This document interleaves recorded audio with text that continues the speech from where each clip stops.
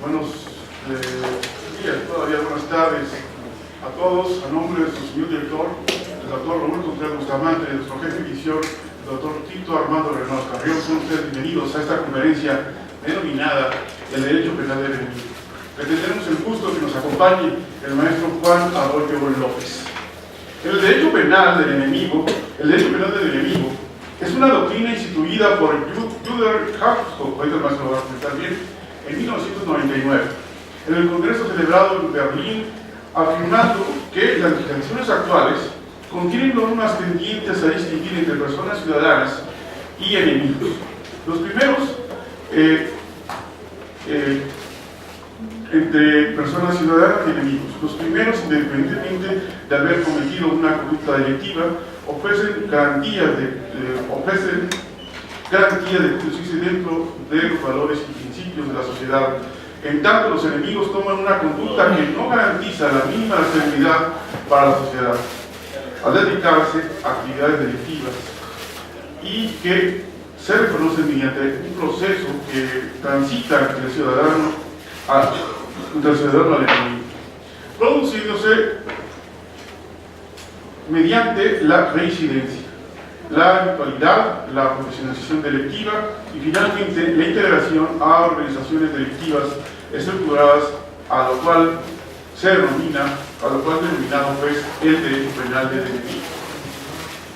Antes de iniciar la conferencia quisiera leer una síntesis curricular del maestro Arroyo López. Es licenciado en Derecho por la Facultad de Derecho de la UNAM, maestro en Ciencias Penales y Criminología por el Instituto Nacional de Ciencias Penales.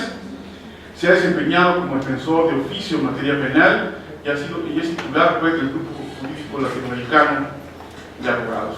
Ha capacitado a ministerios públicos, a policías, a secretarios, a jueces, a magistrados en materia penal del Tribunal Superior de Justicia de diferentes estados de la República, así como personal de abogados del Servicio de Justicia Militar. Actualmente es docente, pues, ustedes lo saben, en nuestra Facultad de Derecho y en el Instituto Nacional de Ciencias Penales. Pues sin más preámbulos, los dejo con el maestro Juan Arroyo López con su conferencia Derecho Penal del Enemigo. Maestro, por favor. Muchas gracias, maestro Orlando Monterrey.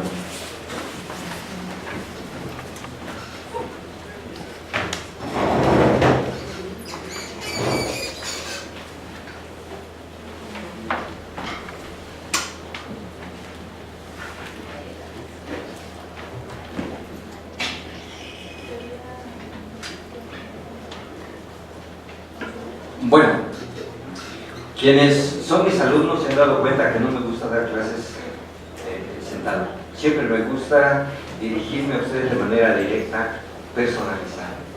En fin, el tema de hoy es el derecho penal del enemigo.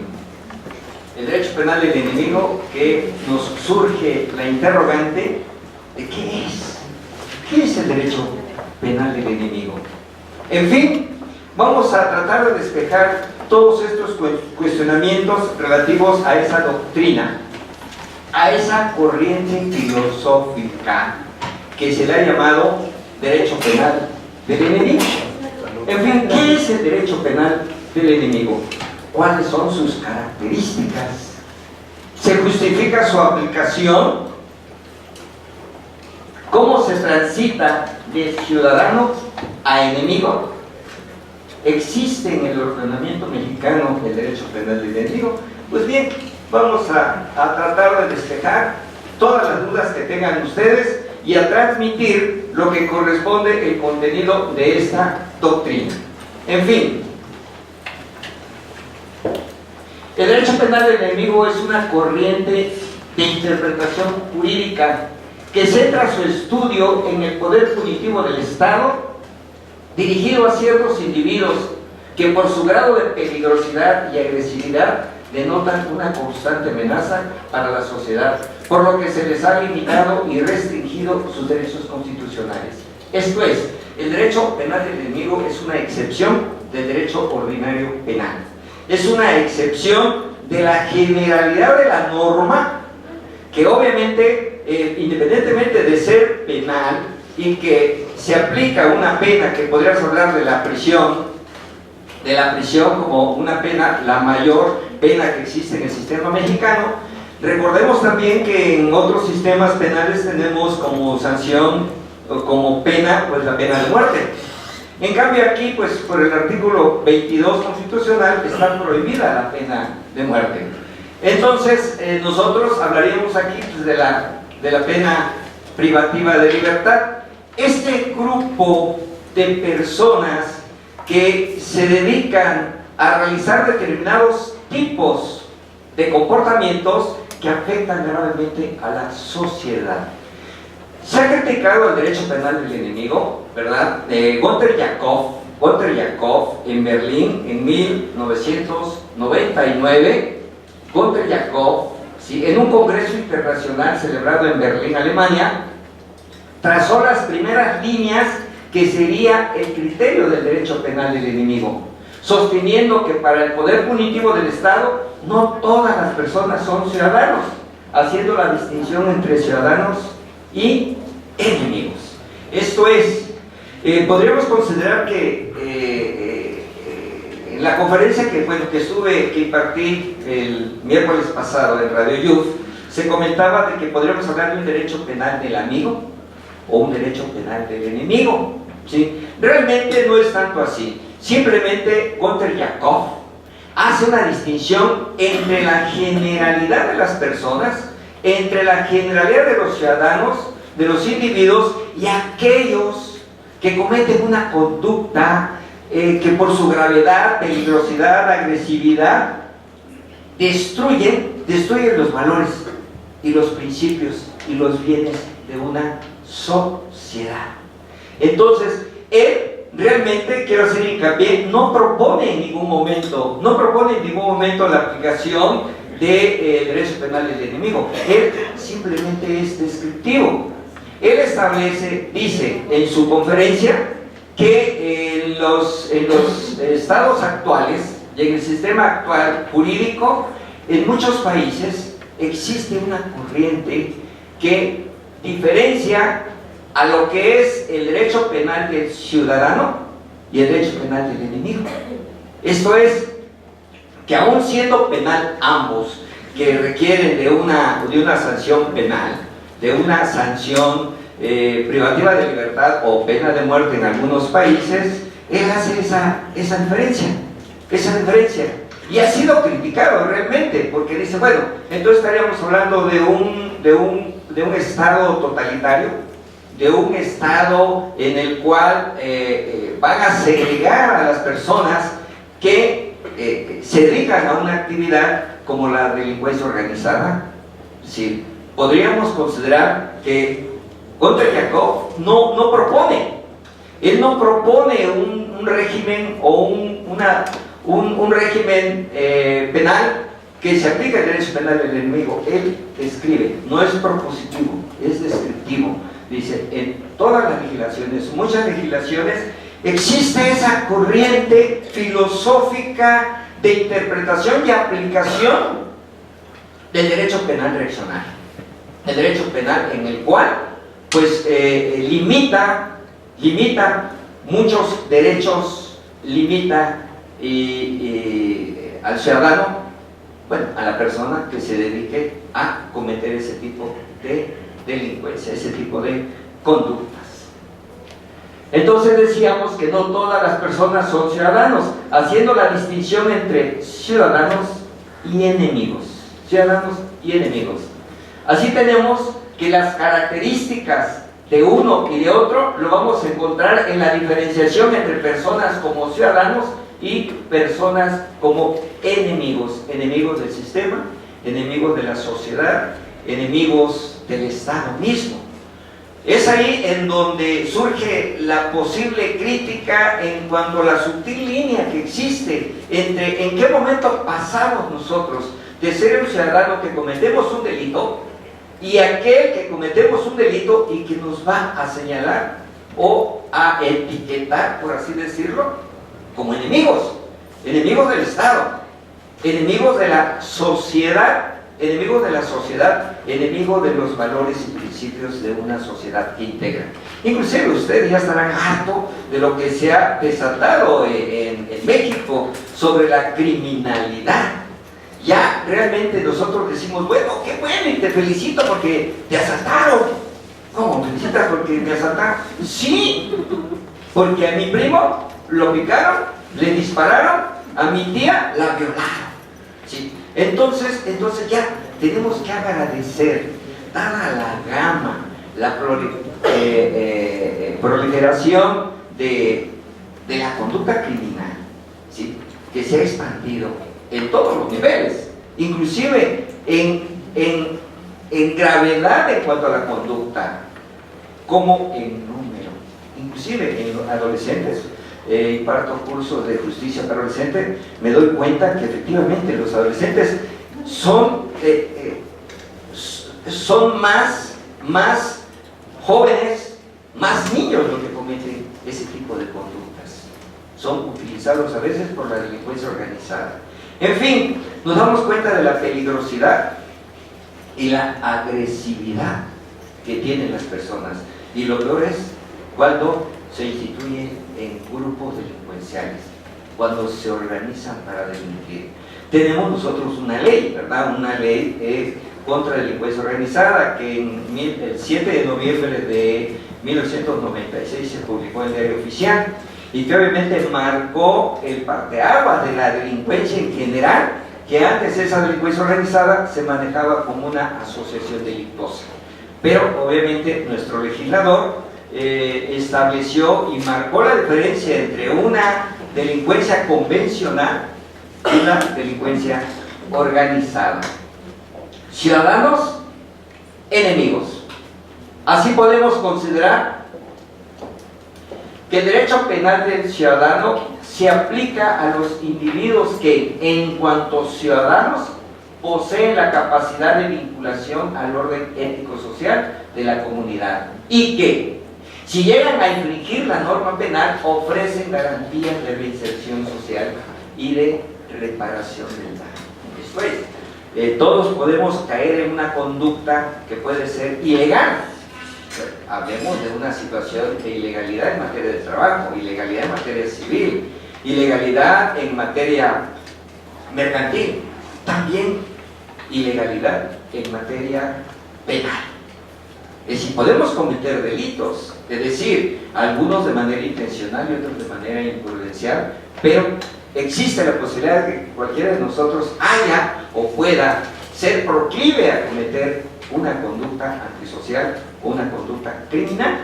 Entonces, cuando hablamos del derecho penal del ciudadano o el derecho penal convencional, nosotros nos referimos a que son individuos que en cuanto a ciudadanos poseen esa capacidad de reinserción, de readaptación, como se llamaba antes en el artículo 18 constitucional, de reincorporarse a la norma. La desviación, delito es delictum, que es desviación del camino. Nos desviamos del sendero de la ley. Y como delito, obviamente el Estado, a través de todos sus mecanismos e instituciones, busca reinsertar, readaptar a esta persona que circunstancialmente o intencionalmente por alguna causa muy personal pudo haber cometido un delito, se pudo haber desviado del sendero de la ley.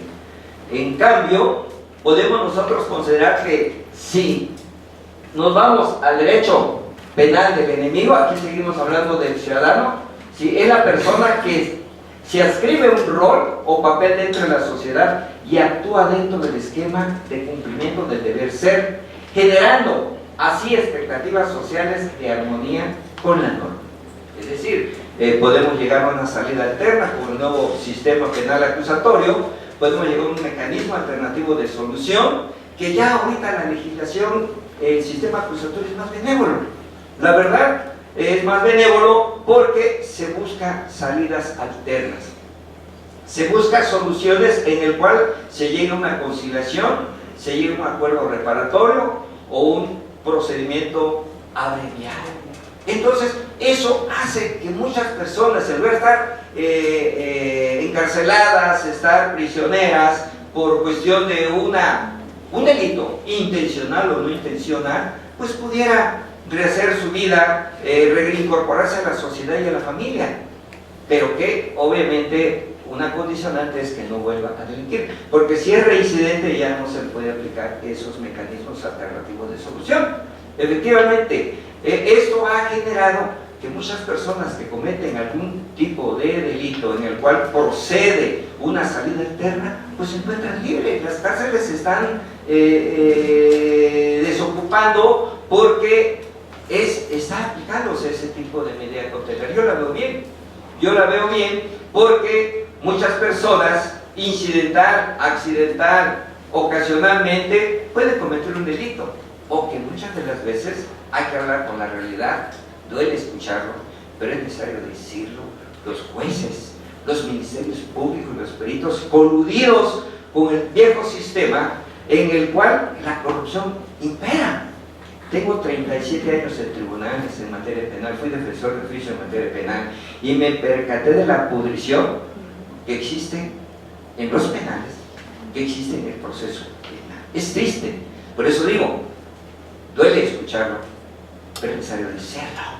Porque solamente aquí en el foro académico es donde podemos hablar, pero en el foro político ahí te detienen y te quitan del cargo que tenías.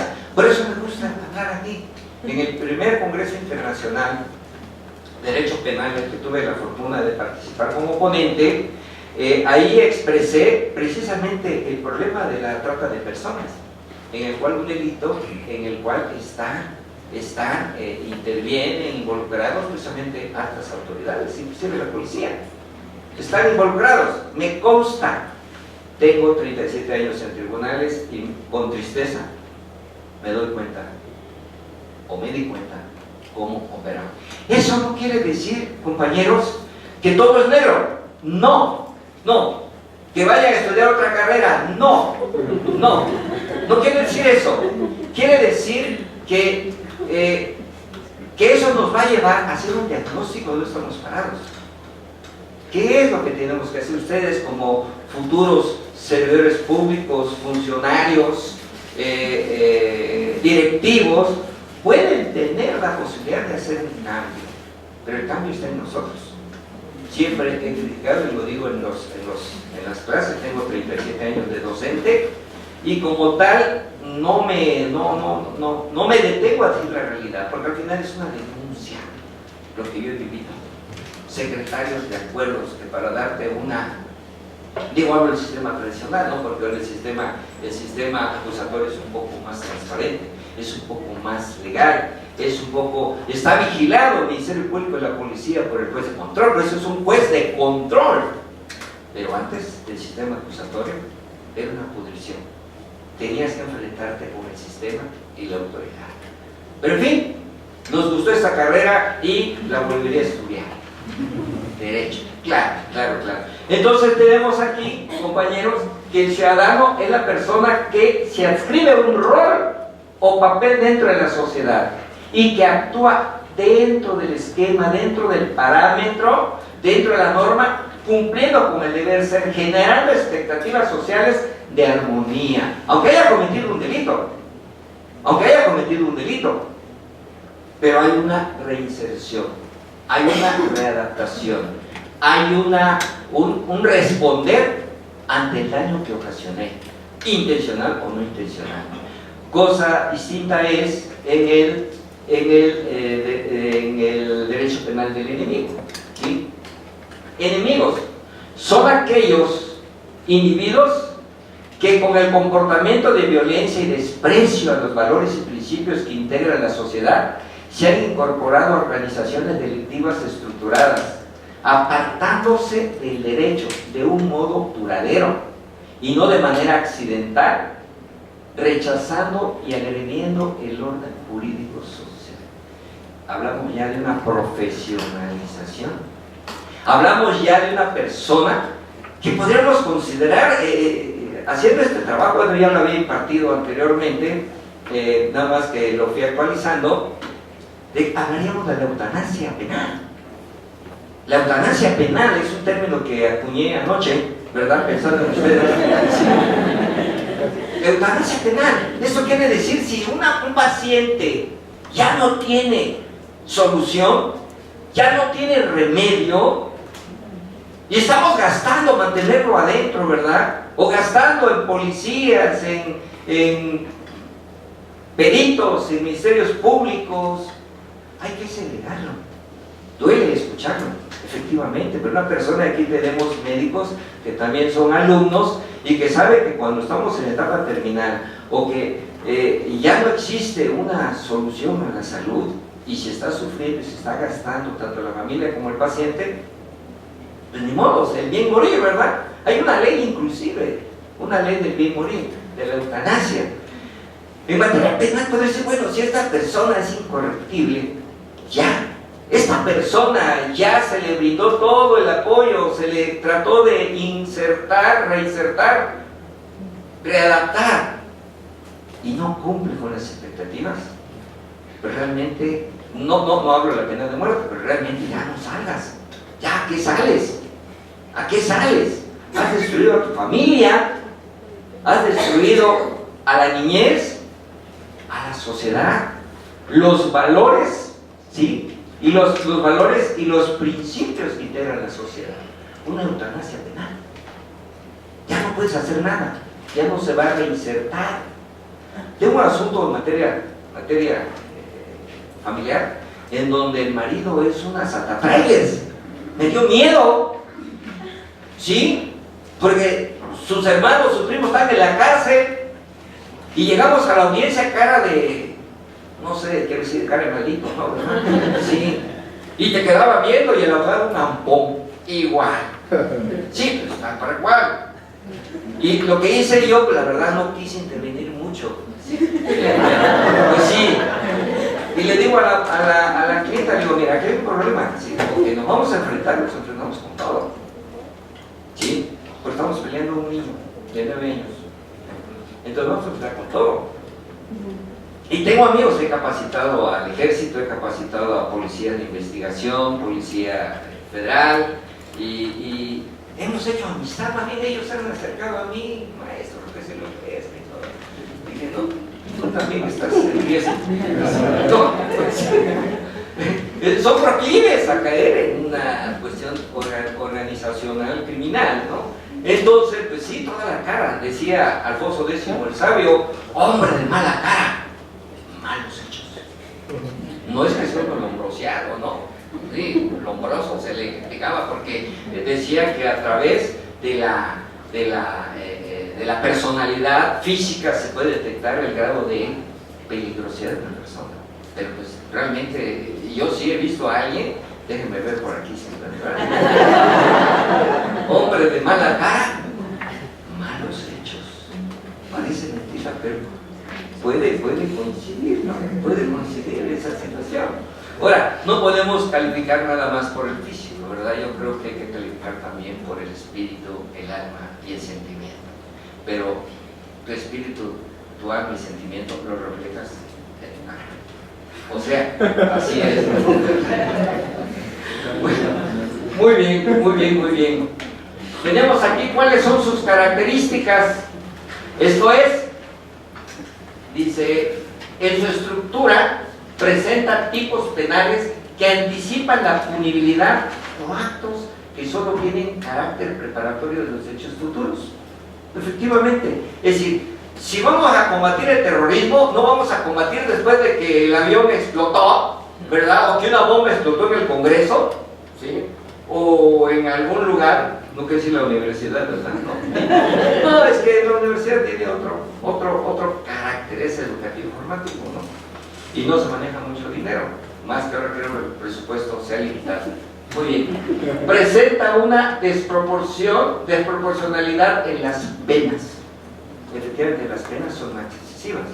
Ustedes recordarán que el artículo 19 constitucional, ya en el sistema acusatorio del 18 de junio de 2018, si mal no recuerdo, se estableció 12 supuestos de delincuencia organizada. Esto no quiere decir que la delincuencia organizada sea un derecho penal del enemigo, si el tipo penal sea un derecho penal del enemigo, pero tiene tintes y matices que sería precisamente una tendencia a hacerlo, y lo tienen todos los países. No hay ni un país en el cual no tenga contemplado la norma o el delito de delincuencia organizada. Se presenta una desproporcionalidad en las penas. Se basa en leyes denominadas de lucha o de combate. Vamos a ver si se justifica o no esa norma, esa política criminal del Estado, en el cual va a reprimir y combatir la delincuencia organizada, o bien al enemigo, ¿sí? Porque el término enemigo es muy fuerte porque la historia nos recuerda que en España, por ejemplo, Franco en 1941, Francisco Franco creó la ley en 1941, la ley contra el combate de la masonería. Es decir, y la masonería pues es una orden filosófica de estudio y fraternidad. Sin embargo, es gente de cierto poder por el conocimiento que se tiene. Es decir, conocimiento es poder, información es poder, y los gobernantes lo que buscan es la ignorancia del pueblo, precisamente para seguir sometiéndolos. Es triste, pero es real. Es más, ustedes lo saben. Se basa en leyes denominadas de lucha y combate. ¿Cuáles son sus características de la delincuencia? Perdón, del derecho penal del enemigo. Sí, se identifica, porque inclusive nada más la doctrina y la corriente filosófica lo menciona y lo expresa, pero la Corte ni la legislación del sistema acusatorio se maneja en esos términos de derecho penal del enemigo, por lo fuerte que es hablar de un enemigo, tal vez la incapacidad del Estado de poder dar a los niños una educación, principios, ¿sí? El niño aprende lo que vive, así de sencillo.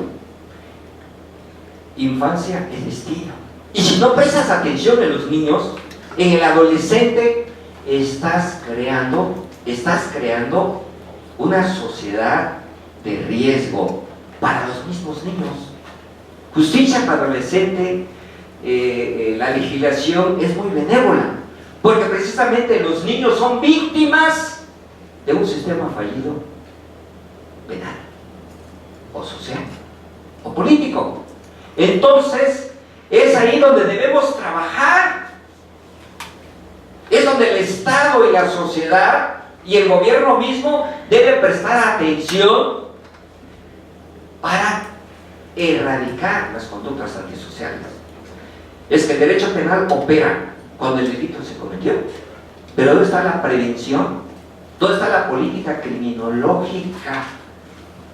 Porque yo como gobernante me deja mucho más imagen política el hecho que detuve a 500 delincuentes, ¿verdad? Todavía un gobernante pasado decía que 10 centros de alta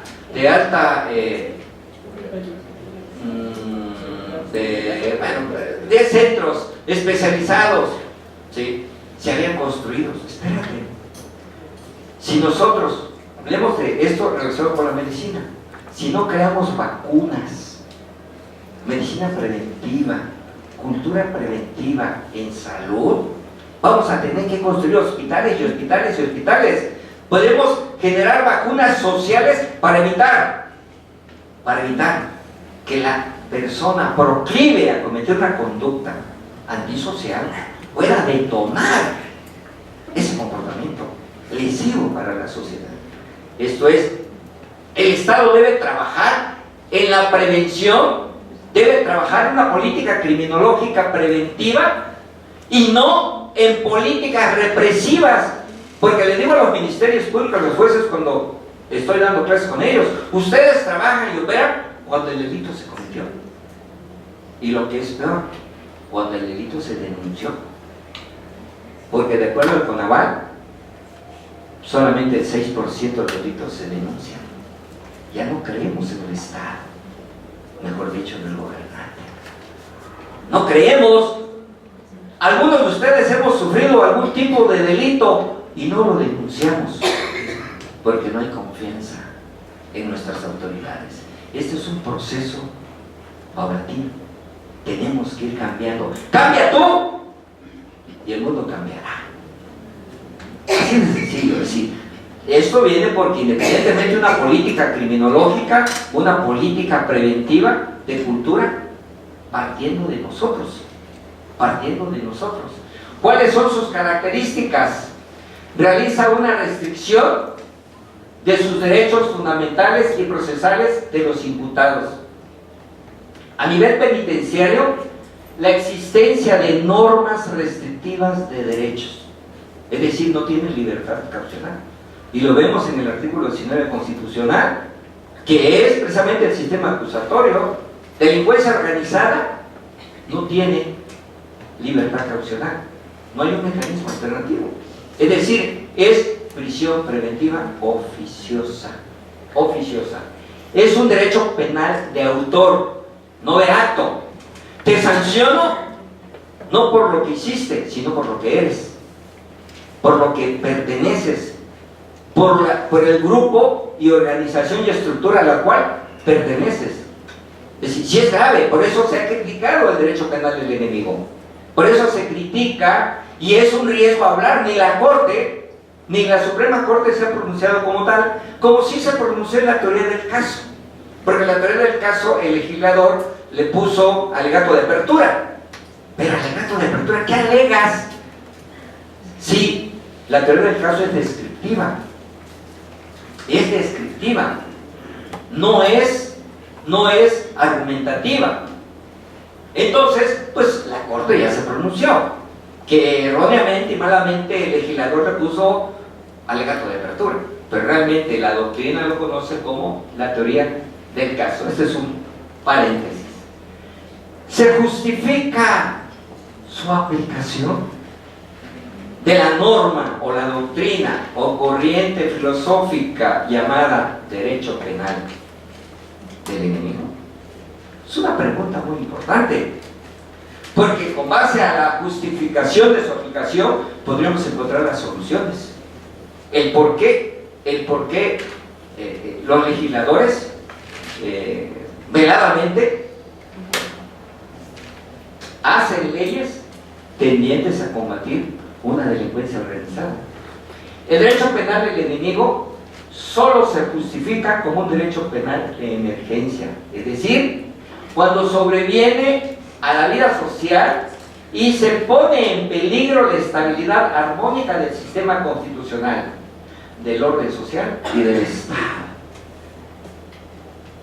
Solamente así se justifica un derecho penal del enemigo, aunque el legislador no le llame así, aunque el constituyente permanente no le llame como derecho penal del enemigo.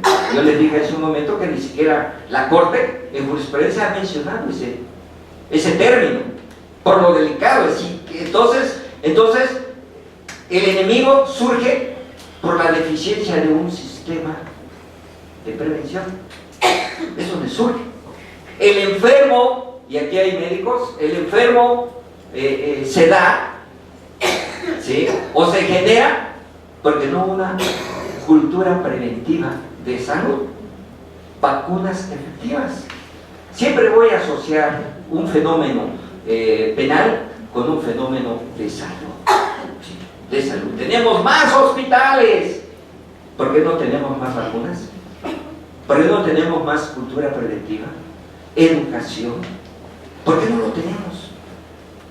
12 millones, y escuché en el Conaval de que eran 20 millones de mexicanos en Estados Unidos, con familias destruidas, padres sustitutos o madres sustituidas también, ¿sí? Sustituidas. Bueno, legislación penal de emergencia de un hecho nuevo o extraordinario, un fenómeno así momentáneo, la existencia de un reclamo de la sociedad a su gobierno para resolver el problema causado por la delincuencia, la necesidad de una legislación penal con reglas diferentes a las tradicionales. Estamos hablando de una necesidad de un cambio radical, momentáneo. Inclusive el artículo 29 constitucional nos establece la posibilidad de suspender algunas garantías cuando hay una invasión o una emergencia. Suspender las garantías. ¿Por qué? Para hacer frente a ese fenómeno, para combatir, ¿sí?, esa afectación que se está generando momentáneamente. Necesidad de una legislación penal con reglas diferentes a las tradicionales. Eliminación de normas ambiguas o tipos penales que únicamente proporcionan a la sociedad una sensación de solución o reducción del problema, sin erradicarlo o disminuirlo efectivamente. Derecho penal simbólico. Es decir, derecho penal simbólico en el cual yo hago como que efectivamente estamos trabajando y la verdad es que la norma ahí está. El problema de la norma es la no aplicación. México tiene la mejor constitución del mundo.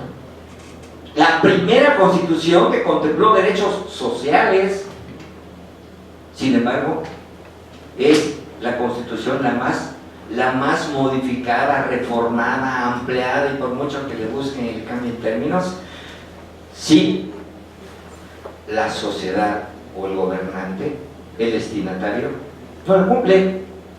El problema y el fenómeno criminal no es en sí la organización del Poder Judicial, sino el no cumplimiento. El no cumplimiento. ¿Cuántos de nosotros hemos sido víctimas de un delito? Y no lo denunciamos. No lo denunciamos. Al contrario, le damos gracias. Oiga, aquí tengo otro reloj, mire, llévese. Va a regresar y me dice, desgraciado, traías también otro reloj. No, aquí está de una vez. Suena chusco, pero es la realidad. Es la realidad. ¿Sí? Por eso tenemos nosotros que prever y proveer. Decía Elpidio Ramírez, un gran catedrático, mi maestro de aquí en la Facultad de Derecho, medio penal, y decía, el problema de la legislación penal, que dice, debes prever, pero nada sirve que preveas si no provees. Yo preveo que en la esquina están asaltando, pero no proveo. Hay paso a la hora en que están asaltando. Yo tengo que prever y proveer. El único jurista mexicano que hizo doctrina en México, a nivel internacional, Elpidio Ramírez, ¿sí?, con su lógica matemática del tipo penal. Y me sorprendió al ver las reformas, porque yo siempre trabajé la lógica, argumentando la lógica como defensor. Cuando leo en el artículo 20 constitucional de la reforma del 2008, decía que el juez debe valorar de manera libre y lógica. Es la primera vez que vi en la Constitución que habló del término lógica. ¿Qué es lo que no tenemos? El legislador, la autoridad judicial son simplemente reproductores de lo que dice la norma y el hecho, pero no tienen lógica. Me consta, 37 años en tribunales. Cuando un secretario de acuerdos me dice, en el juzgado 21 penal, hace como 20, 25 años, estaba yo muy joven, ¿verdad?, que estaba pidiendo la libertad caucional de mi cliente, y dice, se me acerca, ¿no? Y yo pensé que me iba a dar un beso, ¿no? ¿Tiene dinero el cliente? Ojalá y me lo dijera ahorita, ¿eh? Ojalá. Le digo, no sé, déjeme ver. Y detrás de la barandilla, los parientes viendo mi actuación, ya regreso y le digo, ¿qué dice el licenciado? Que si tienen dinero. Ay, licenciado, si tuviéramos dinero desde la policía, desde el Ministerio Público, hubiera salido. Sí, ya de antaño se manejaba esto. Y ya, regreso. ¿Qué dijeron? Que no tienen dinero, que por no tener dinero están aquí. Sí, la verdad, sí, duele escucharlo, pero es necesario decirlo. Por eso les digo, 37 años en tribunales, pero la verdad he perdido algo se me ha quedado. Transición del ciudadano al enemigo, primero a la reincidencia. Cuidado con los procesados que son reincidentes. Si reincides, obviamente, ya estás aprendiendo el camino. Por eso los reincidentes, los que reinciden, se limita a la libertad, la medida cautelar de libertad caucional. Se les limita, es reincidente. Sí, me decía una cliente que estaba detenida, es que dice que yo voy a salir porque soy residente. ¿Cómo que usted es residente? No, es reincidente, no residente. Sí, sí, me decía, soy residente. ¿Cómo que ya resides aquí? Habitualidad. Después de la reincidencia te vas haciendo habitual a cometer delito. La habitualidad es un proceso, es decir, el tránsito de ciudadano a enemigo es un proceso. Ya eres habitual. Y criminológicamente, tú eres criminólogo, obviamente entiendes la razón y el por qué un criminal se va haciendo cada vez más criminal. Profesionalización. Cómo paulatinamente vas incursionando dentro de lo que es el proceso de la criminalidad. Y, por último, incorporación a organizaciones delictivas estructuradas. Es un proceso. Ese es un proceso que se va a dar en el tiempo de que una persona se va haciendo profesional a cometer delitos. ¿Sí? Por eso se decía en criminología, en las cárceles no están los que delinquen, sino los que no aprendieron a delinquir. ¿Sí? ¿No aprendiste? Te detuvieron. Pero la próxima ya sé dónde fallé y voy a ser más experto. Las penas que se agravan, delito de violación, delito de se agravan, la gravedad de la pena hace más peligroso al criminal.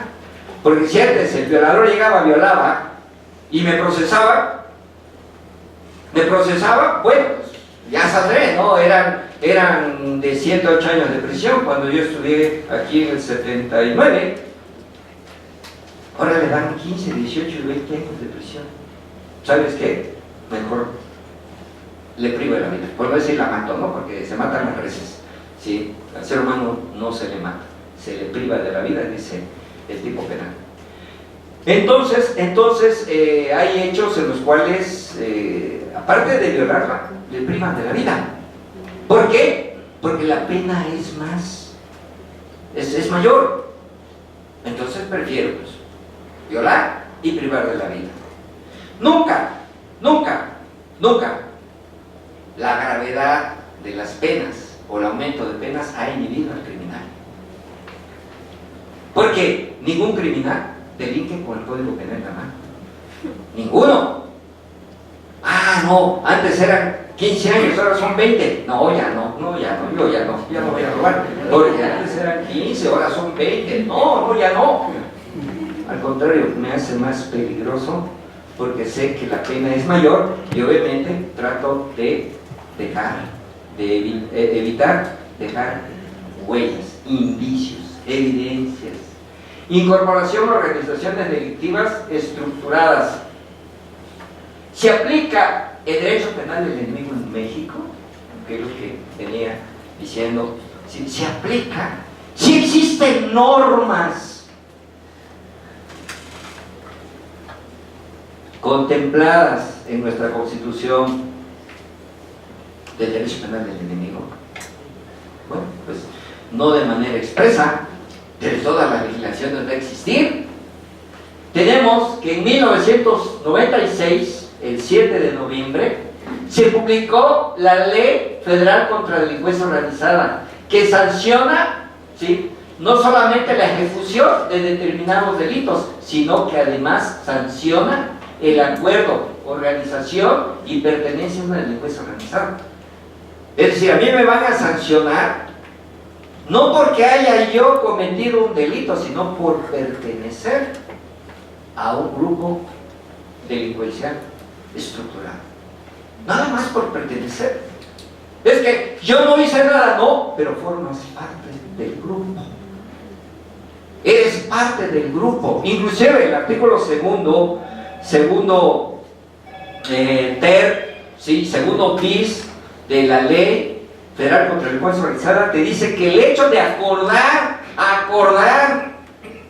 los medios para cometer y concertar, integrarse a una delincuencia organizada, está penado. Está penado. Entonces, sí es importante que nosotros pues conozcamos el alcance y el parámetro de nuestra legislación. ¿Sí? Sanciona el acuerdo para organizarse o la sola pertenencia. Yo pertenezco a la delincuencia, pero nunca cometí un delito, no, pero forma parte de la organización criminal de la delincuencia organizada.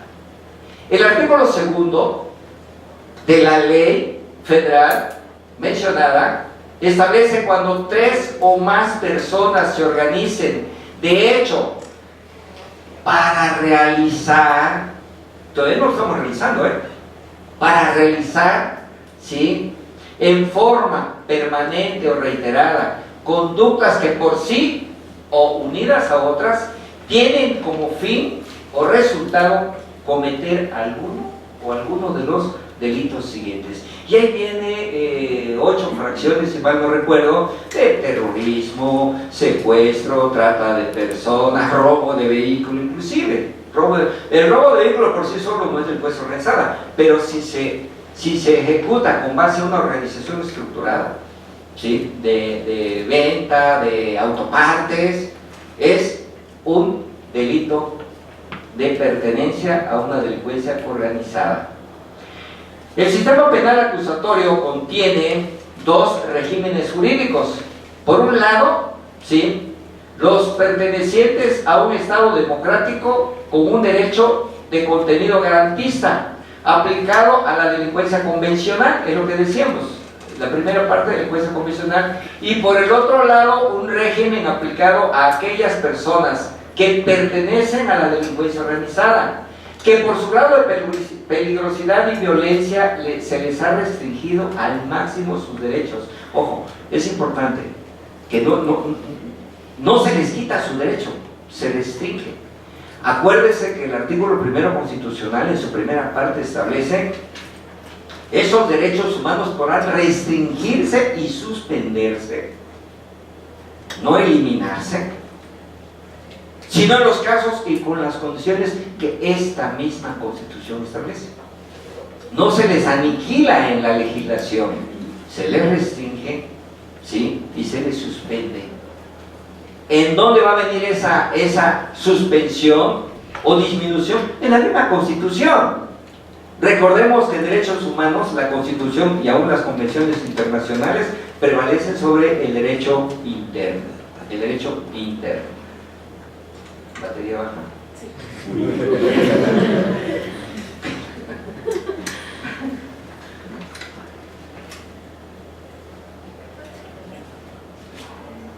Si es que no lo conecté.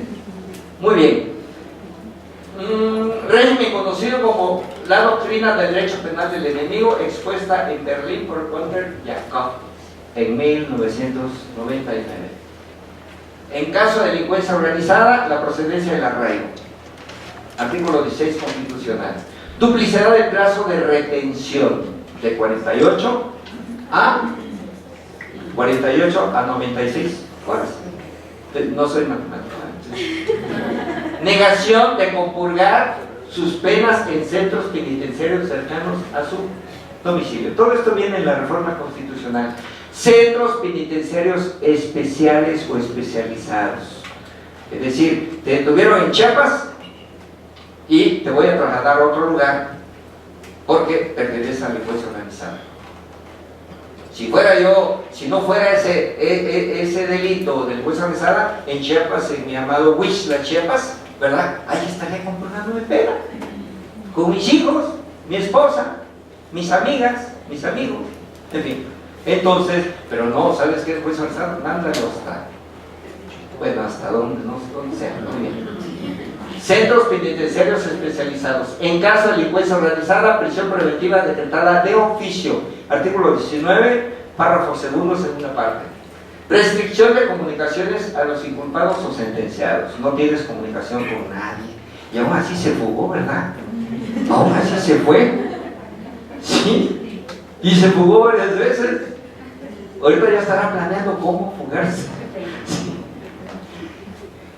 Interrupción del plazo de prescripción para la acción penal. La reserva del nombre y datos del acusador. En caso de delincuencia organizada, criterios de oportunidad. Te voy a pedir el criterio de oportunidad, dime quiénes son tus cómplices, ¿sí? Y te voy a dar un criterio de oportunidad, ¿sí? Porque vamos a agarrar cabecilla. Tú eres un instrumento, ¿sí? Te voy a aplicar un criterio de oportunidad muy interesante. En delincuencia organizada. Valor probatorio de las actuaciones aún en fase de investigación. Porque ningún delito, como en delincuencia organizada, tiene valor las actuaciones ante el Ministerio Público. Aún así se puede condenar, con puras actuaciones del MP. En el sistema tradicional penal, pues no, ahí tiene que ser incorporado a la audiencia de juicio todos los medios de prueba para que sean pruebas. La extinción de dominio, te va a quitar tu casa, tus carros, te va a quitar todo. Facultad del Congreso para legislar. Facultad del Congreso para legislar. Y gracias.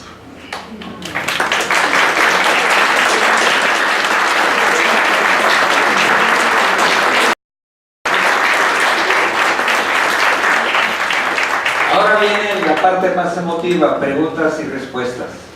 Si lo sé, se los contesto. ¿Alguna pregunta que quieran formular? Sí, compañero. ¿Por qué la eutanasia penal excluye la pena de muerte? ¿Por qué la eutanasia? Porque tenemos una legislación. Es decir, como está permitido por la ley, la eutanasia penal, sí, perdón, la eutanasia en general, está excluida del derecho penal porque hay una legislación que lo maneja. A lo mejor es una acción humanitaria. Y además debe seguir un proceso, por eso la legislación es muy particular, en donde dice el proceso para poder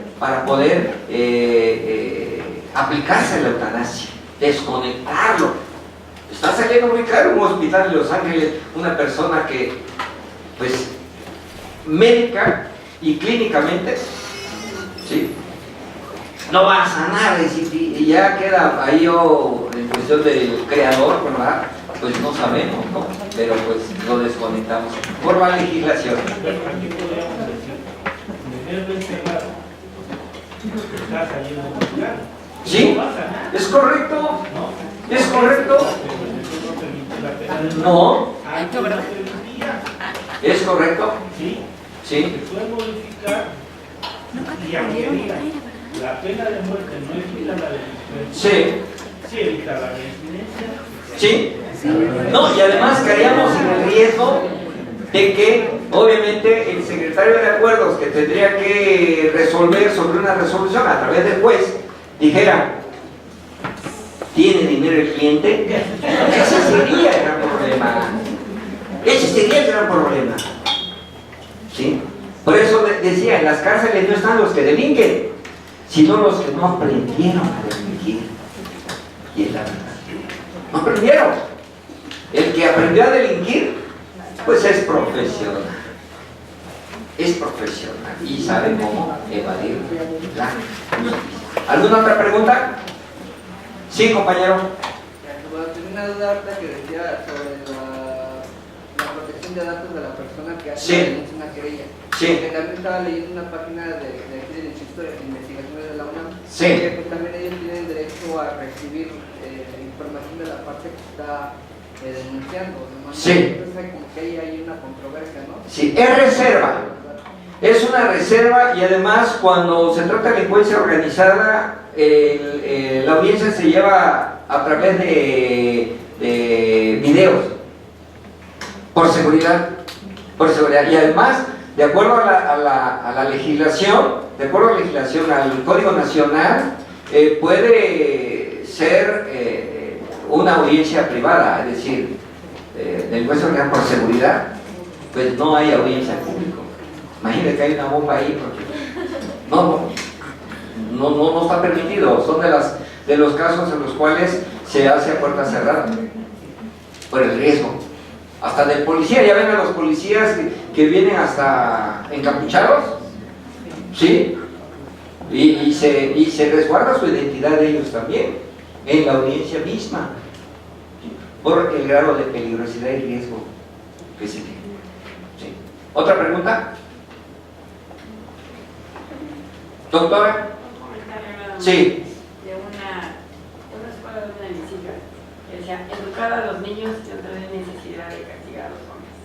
Claro, claro, creo que decía José Martín, ¿no? Educar a los niños para que no tengáis que castigar al hombre. Y es cierto. Muy bien. Sí, compañera. Agregando a lo que dijo, yo creo que podemos empezar para ir al fondo del problema. Sí. Principios y valores en la educación, formación del ser humano, es que los adultos Sí. tenemos que reeducar para Sí. poder aprender a educar a los chiquitos. Claro. Y los papás, los mamás y demás Claro. están viciados en principios y valores, obviamente cómo va a educar a sus niños. Por supuesto, por supuesto. Tenemos que tener programas sociales. Ya ve que por ahí dice que una secretaria de que no sé cuántos miles de millones de pesos desvió y que iban a programas sociales. Sí, ese es el problema. Ese es el problema. La no aplicación de la ley. Pero tenemos que partir de la educación. Educar a los niños para que no tengáis que sancionar a los hombres. Bueno, ¿alguna otra pregunta? Sí, compañero. ¿Usted cree conveniente esta aplicación del derecho penal de enemigo en la legislación mexicana actual?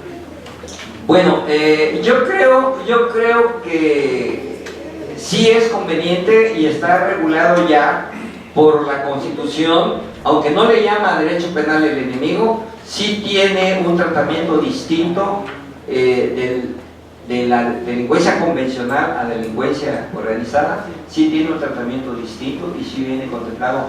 12 artículos de la Constitución en la reforma 2008 contemplaron esos supuestos que mencionamos. Yo siento que sí, pero no es el único. La ley por sí sola no te va a resolver el problema. ¿Sí? Es como decía la compañera, educación, cultura. Es decir, y que tenga sus satisfactores. Como criminólogo muchas veces la gente se ve procliva a cometer una conducta desviada por una necesidad. No se justifica, pero se entiende el fenómeno. ¿Sí? Bueno, muy bien compañeros, muchas gracias.